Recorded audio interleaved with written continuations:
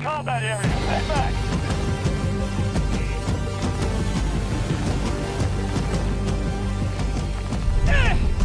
Hey guys, welcome back to the channel. For today, I thought I'd bring you guys a very simple and basic movement guide.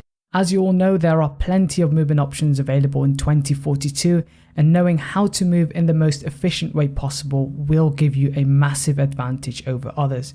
For those of you who may not have noticed, I'm a controller player and I'm certainly not a movement king, so do temper your expectations. That said, I'm sure you'll find something to take away from today's video, even if you are a PC player. I'm hoping that's the case anyways, but I'm sure you guys will let me know. As usual, if you do end up finding this video helpful, then leave a like and feel free to subscribe for more of the same content. Before we get into all the cool movement stuff though, I do want to go over my controller settings and explain how it enables me to move around more freely. Without it, I definitely wouldn't be able to move as well, therefore I do recommend others with a standard controller to do the exact same.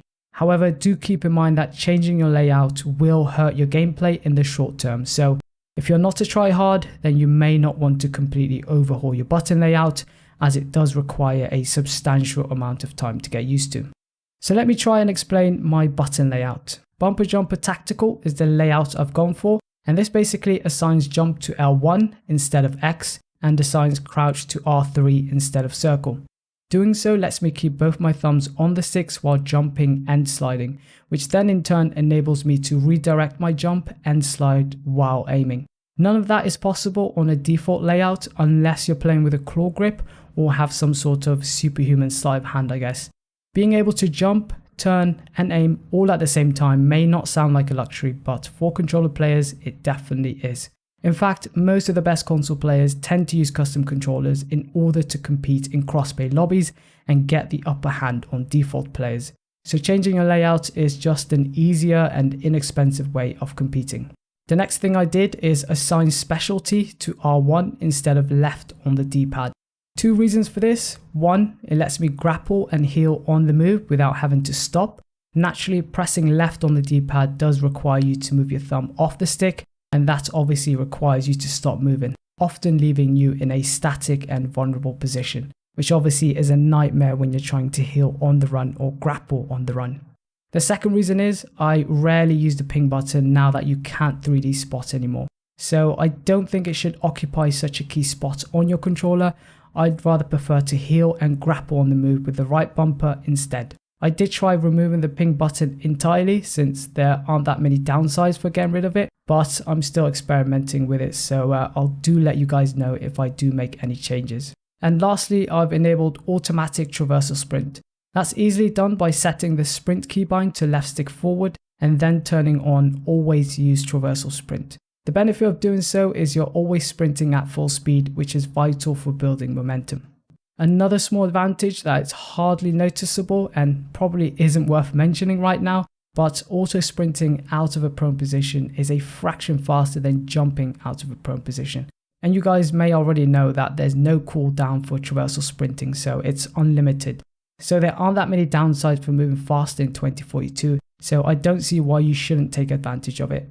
Once you've changed all your buttons, make sure to go over to the controller schemes tab and set soldier buttons to custom, or else you may run into a few issues where your custom buttons may not register. And I think those are all of the settings you need right now for optimizing your controller for movement. Now that's out of the way, let's have a look at all the movement options available in 2042. Sliding is one of them and is best used for building momentum and changing your elevation. However, I wouldn't advise fully committing to the slide, or else you'll lose all of that momentum and get stuck in the ground. Instead, try jumping before the slide is complete. Slide jumping lets you carry over momentum and rewards you with a small speed boost, while at the same time making you a harder target to hit. It doesn't require much effort to perform, but the benefits are massive. Slide jumping is best used for pushing around corners and catching players off guard. You can add a crouch at the end of the slide, which will reduce your hitbox and help with recoil control. But like I've alluded to, being crouch and static is quite unforgiving in 2042. So unless you know the exact position of the person you're challenging, I wouldn't blind peek with a crouch at the end.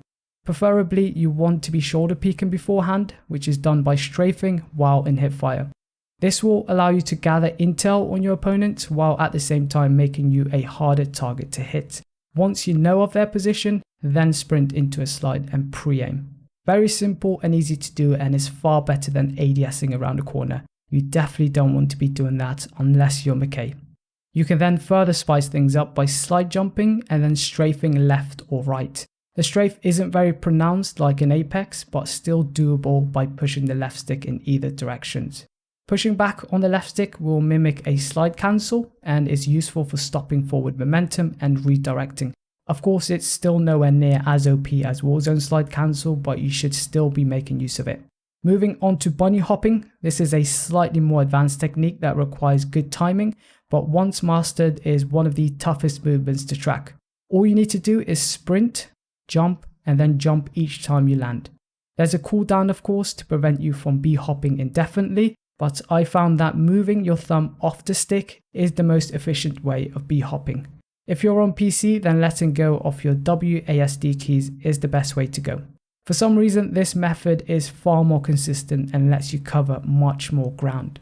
Once you've got the hang of that, you want to start sliding into a bunny hop to carry over momentum for maximum speed. Aiming down sight while hopping can be awkward as well, but I found that bringing over my middle finger is the best way of doing it. It may feel unnatural at first, just like it would when playing with a claw grip, but eventually you'll get the hang of it. Just practice in empty lobbies until you're fairly decent. As we all know, b-hopping is great when used defensively, but it's important to remember that there may be a spread penalty for jumping and shooting, so I wouldn't advise b-hopping in every gunfight. Instead, use it only when appropriate, or else you'll just end up making gunfights a lot harder for yourself. If you're not an aggressive player, b-hopping can still be very useful defensively when trying to get from cover to cover.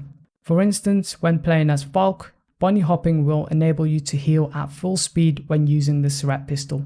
This is great for getting back into cover when low on health, and it's just a lifesaver to be honest. It's probably my favourite way of utilising the b-hop, and you should definitely be doing the same. Once you've mastered the bunny hop, you can then start to have some fun with some specialists. McKay, for instance, can grapple into a bunny hop. Just grapple and then release the hook by pressing jump once you've steered yourself in the right direction. Then time your jumps as you land and let momentum carry you forward. Don't forget though, it's important to release the left stick and your WASD keys shortly after releasing the hook. If you don't do this, it won't work and you will end up stuck in the ground after the very first jump. So the same technique applies here as you would when bunny hopping normally on the ground. Also, did you know you can edge slide into a bunny hop, which is quite useful as well. Sundance is another specialist capable of taking advantage of the bunny hop, but requires a lot more skill. The only difference here is you'll need to press crouch to roll out of the wingsuit before letting go of your movement stick and then timing your jumps. Do be wary of fall damage though, it can ruin things for you. All of this sounds really easy, but honestly it requires some time to perfect. But once you have and learn how to use momentum and how to glide properly, you can literally get across the map in no time. Nate Gibson is one of those players that perfected the glide hop and recently posted a great video showing off all of Sundance's movement abilities. So if you are interested in that, I'll leave a link to his video in the description. And that's all for today guys. I hope I've explained everything well, but if you do have any questions, do ask away in the comment section. If you happen to have any movement tips of your own, do share them with us as well. Leave a rating on the video and I'll see you later. Take care.